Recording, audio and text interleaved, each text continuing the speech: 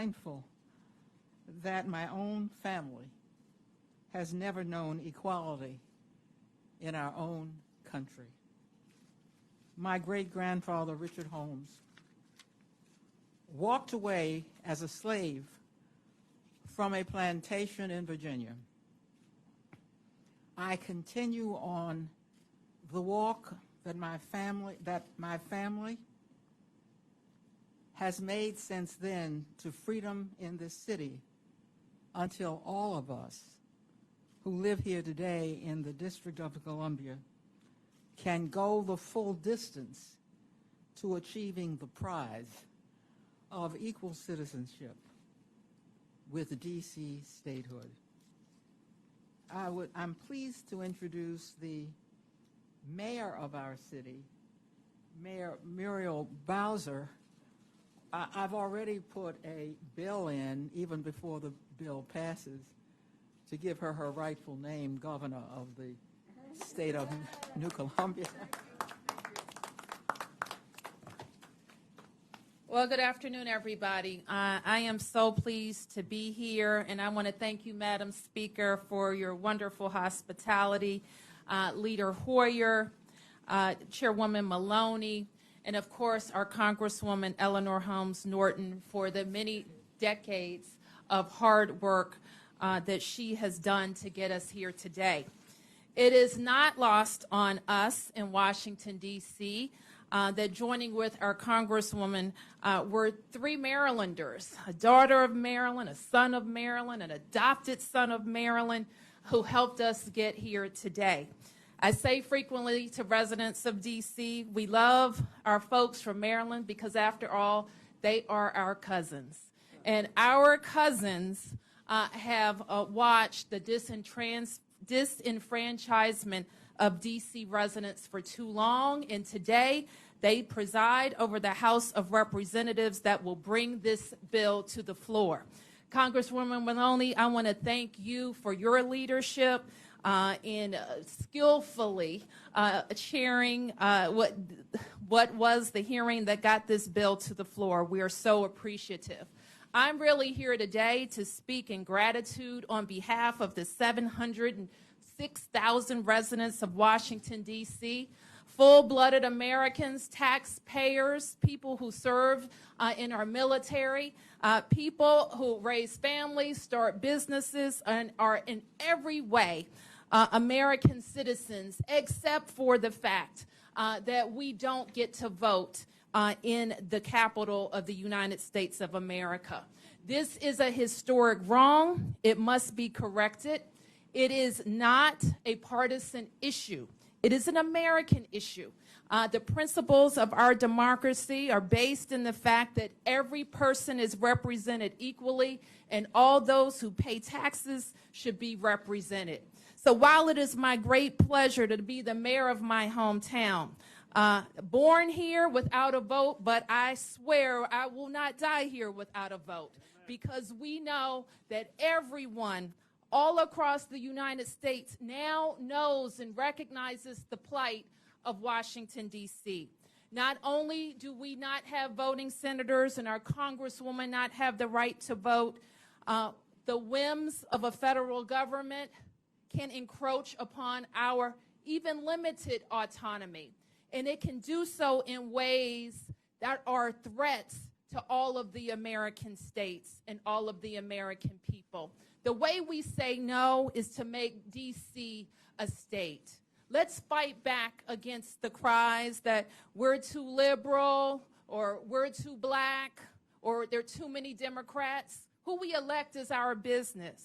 And the business of America is to make sure that each person is represented fully in this House and in the Senate of the United States of America. So I want to thank you on behalf of so many people that would be standing here with Phil and I, and with Paul and I, and with our Congresswoman who have worked on this issue for so many decades. The grassroots, our allies in organizations across the United States of America who are educating Americans each and every day. We are grateful for the vote tomorrow, but we also know that our work will not be done. I do not let any member of the Congress off the hook, regardless of party or regardless of the House. There is time to pass our bill in the Senate, and we want to call for a vote on our bill. We also want to make sure that if this goes into next year, that we're lined up for a vote on D.C. statehood in the first 100 days of the next administration. Thank you all very much. Now, the chair of the D.C. City Council, you know, I said to him, I was president of the Maryland Senate some years ago, a long time ago. So he's perhaps the president of the Senate or the president of the legislature or the president of the House, but he's the chair of the D.C. City Council, Phil Mendelson. Phil? Thank you, Leader Hoyer. Thank you, Speaker Pelosi and Chairwoman Maloney, and my colleagues, Mayor Bowser and Shadow Senator Strauss. You know, the only argument against full citizenship and voting rights for citizens of the District of Columbia who are citizens of the United States of America is an argument about the Constitution and what the Founding Fathers meant. So I thought I would go back and I would read the Federalist Papers or look through them. There are a lot of chapters that were written that comprise the Federalist Papers, and I went through it and I went through it, and to tell you the truth, there's a lot to read and there's nothing about the District of Columbia. I had to get glasses because of it. Nearly going blind, looking for discussion in the Federalist Papers about depriving the residents of the national capital of their citizenship, because you won't find it. You just won't find it. There's a lot of discussion in one paragraph about all these reasons why the district has to be separate, that we don't want one state to be favored or other states to be disfavored, or for the federal government to somehow be disadvantaged. But there's nothing about citizenship, about taking away the full citizenship of the residents, the citizens of the nation's capital. The Founding Fathers simply wanted a capital independent of the 13 sovereign states. And where we are today, of course, is nothing that they could have imagined 240 years ago. But where we are is that we have a nation's capital that's larger than 2 states, comparable in size to 2 other states. And yet they have a voting representative in Congress, 2 senators in the Senate, and we have none of that. I do want to acknowledge Eleanor Holmes Norton, without a vote, who does a remarkable job being our warrior on the Hill. Amen. But I am hopeful and I am thankful to the leadership of the House for moving forward with this legislation for tomorrow. But I know that the debate is going to be painful because the opponents are going to grasp at any argument. They will argue that we are too corrupt, because that was a convenient argument to make during the hearing last fall. It doesn't stick. We cleaned up our mess. It can't be a litmus test for statehood, because other states have had far, far worse situations. Or that we're too small, or that we're too urban, or that we're too reliant on a federal payment, even though we no longer get but the tiniest federal payment, less than 1% of our budget. We no longer get the federal payment that we used to get. Or it used to be that we're too inept. We can't run our finances, even though now we have the best finances of arguably any jurisdiction in the country, even in the current recession. Or the 3 twos, too liberal, too Democrat, too black. Those cannot be reasons to deny citizenship. They just can't be. The mayor said it right when she said that this is not a partisan issue, and yet I think we will see with the debate that it is a partisan issue, but it should not be a partisan issue, because citizenship should not be a partisan issue. As others have said, the United States of America, which I like to think is a beacon of freedom and democracy in the world, is the only free country where the national capital has no representation. H.R. 51 corrects that injustice. I'm fully supportive of it going forward, and I again thank the leadership for this. Thank you very much, Mr. Chair. Let me say about this political argument. Alaska and Hawaii were introduced into the Union in the same year. And almost everybody in Washington believed that Alaska would be a Democratic state. And they believed that Hawaii would be a Republican state. The opposite is true. So the constitutional framers, the Federalist Papers, nobody thought that states would be admitted on the basis of their politics. Rather, they would be admitted on the basic premise of their citizenship as Americans. And to consider other non-germane items in casting your vote is un-American. So I'm pleased to be here with all of you. And Madam Mayor, we're so proud of you. And you are right. Your representative is as effective as any representative, and she has one arm tied behind her back. Maybe both arms tied behind her back. But the Speaker and I are committed to getting this bill as law. Not just committed to getting it through the House. We're committed to getting it to be law. And as long as it takes us, we're going to take John Lewis's advice. We're going to keep our eye on the prize, which is statehood for the District of Columbia. Are there any questions before the Speaker leaves?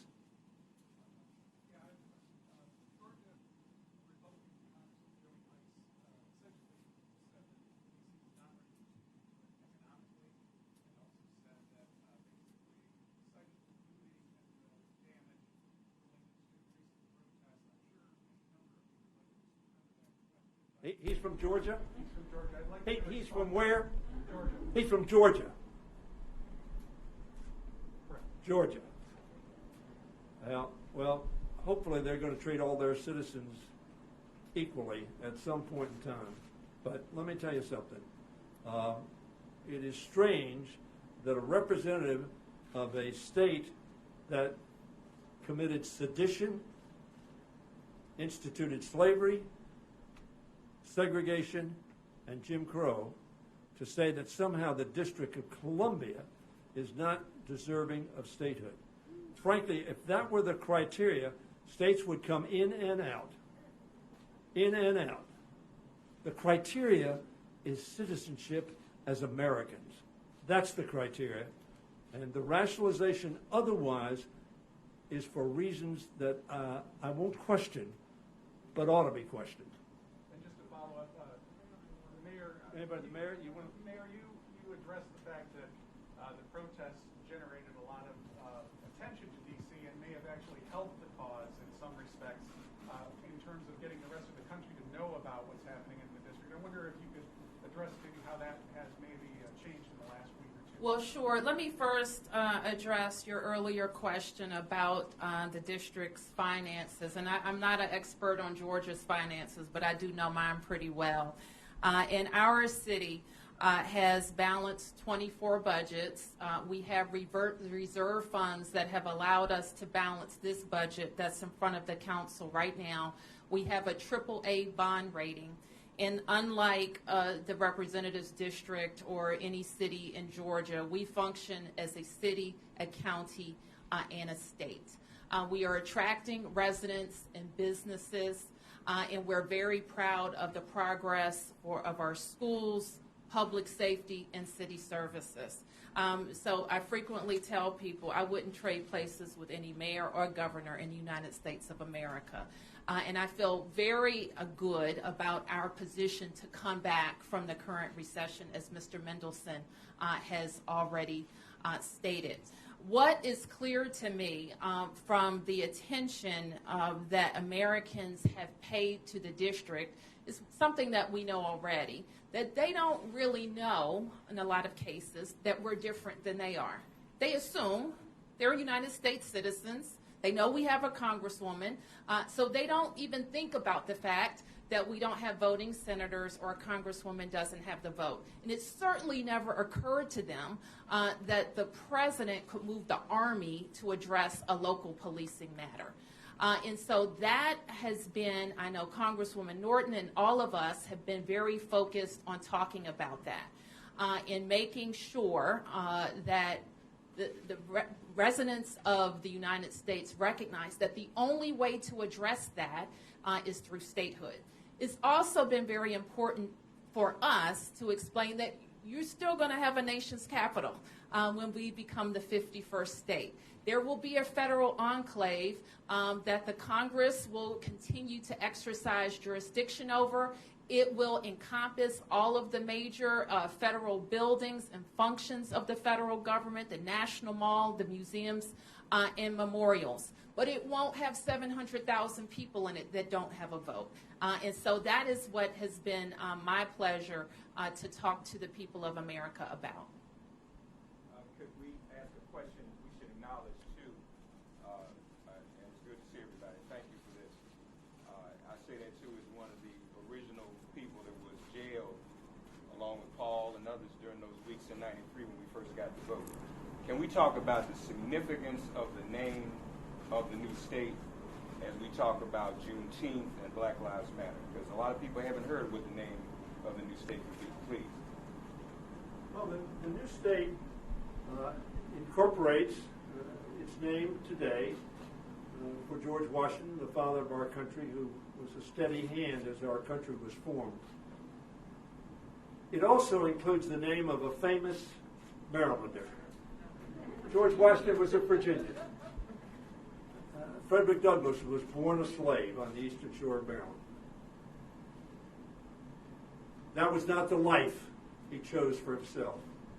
He escaped and he became one of the great intellects of America, one of the great citizens of America, and was critically important in advising and urging President Lincoln to sign the Emancipation Proclamation. There is a picture, if you go into my conference room, of Frederick Douglass. And what an appropriate name.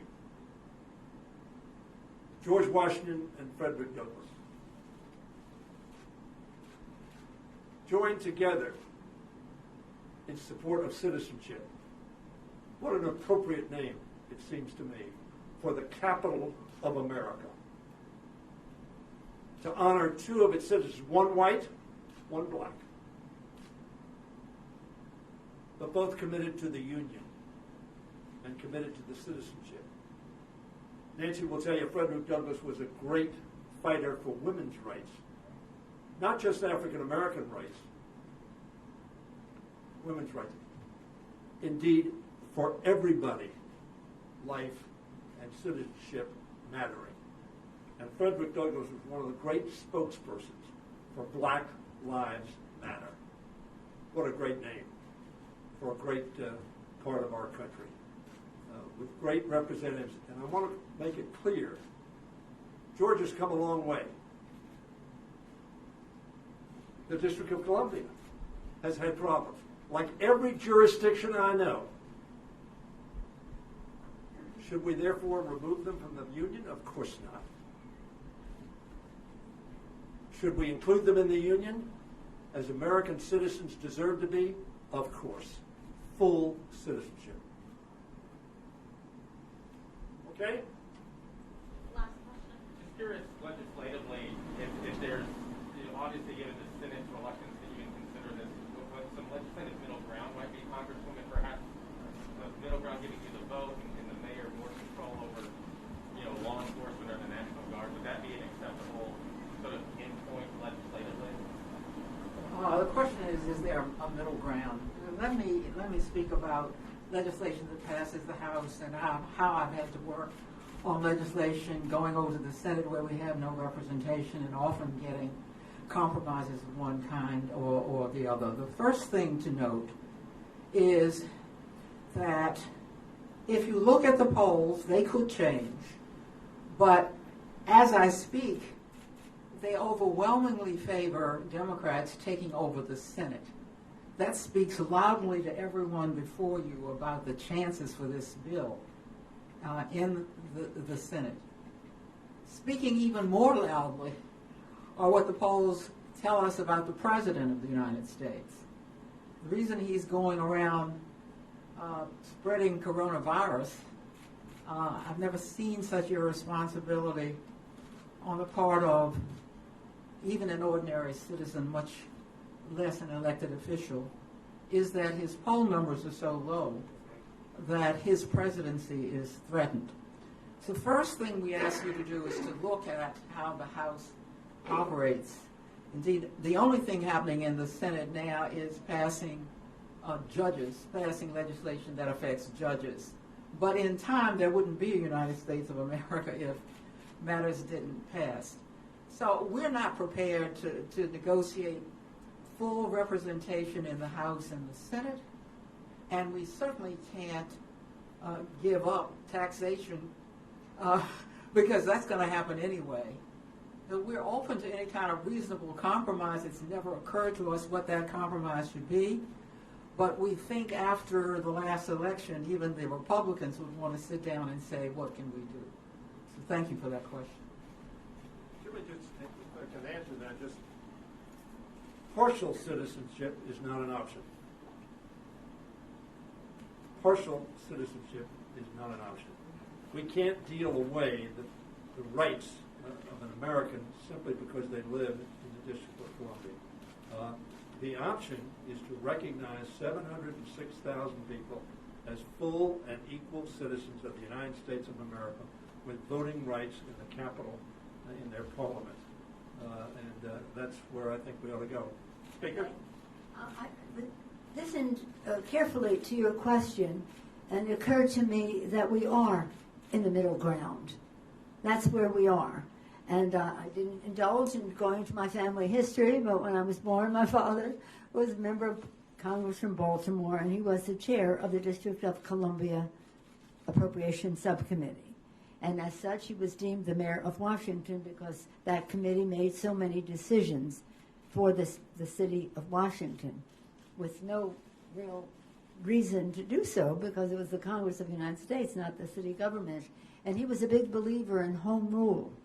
So that's why this issue is so in my DNA, just something we will continue to fight for until the fight is won. He was a big believer in home rule, and then all of a sudden, you're too young, but there wasn't a mayor. And then there was a mayor, and we've come down a path. And the next step is statehood for Washington, Frederick, Douglass State. So this is the middle ground. We've come a long way in this, right, Mayor? So, thank you. Keep our eye on the prize.